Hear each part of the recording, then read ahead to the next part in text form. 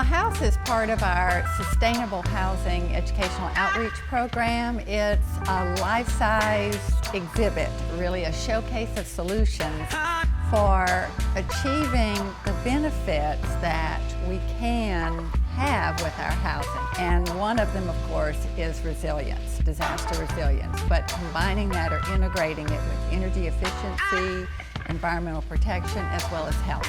To me, resilience means that after an event, after a disaster, you can get back into your home quickly. I mean, there's a bigger definition of resilience, but within the context of housing, it's a home that can be cleaned and restored, or that can withstand and have minimal damage so that people can restore their lives very quickly. And that is what did not occur after Katrina and Rita. La House was under construction before Katrina, and it was really in mid-construction, already planned to be beyond code quite a bit, to demonstrate concepts of being fortified for various natural hazards.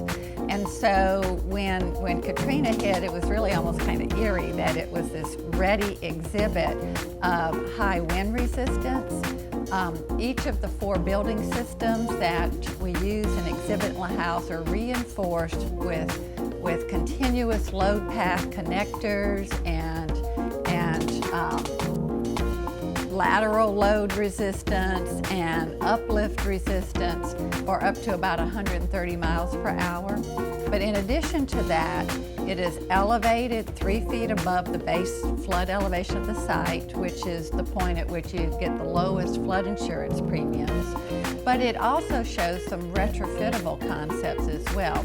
We have exhibits that demonstrate the concept that, it technically is called wet flood proofing, but what I call it is the wash and wear house, flood hardy concept. And that is where if floodwaters do come in, it does very little damage. So you would be able to have, it's a concept of having drainable, dryable building assemblies within any potential flood level.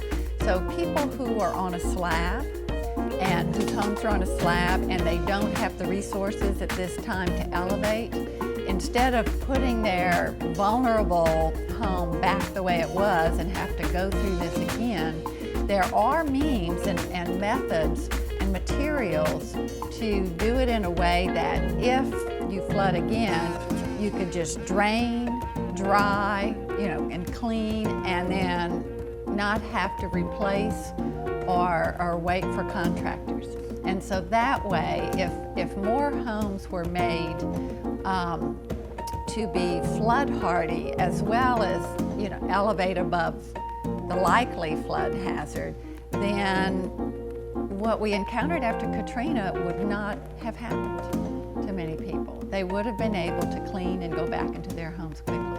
So that is part of what we need to do, is to not only be a resource for those who are wanting this information and wanting to know how, but to help spread the word and to help show others that what's possible and practical out there so that they don't have to go through what so many went through after Katrina, that there is a better way and it is within their control and their power to make their homes more resilient and to spare their families of the ordeal that occurred after Katrina.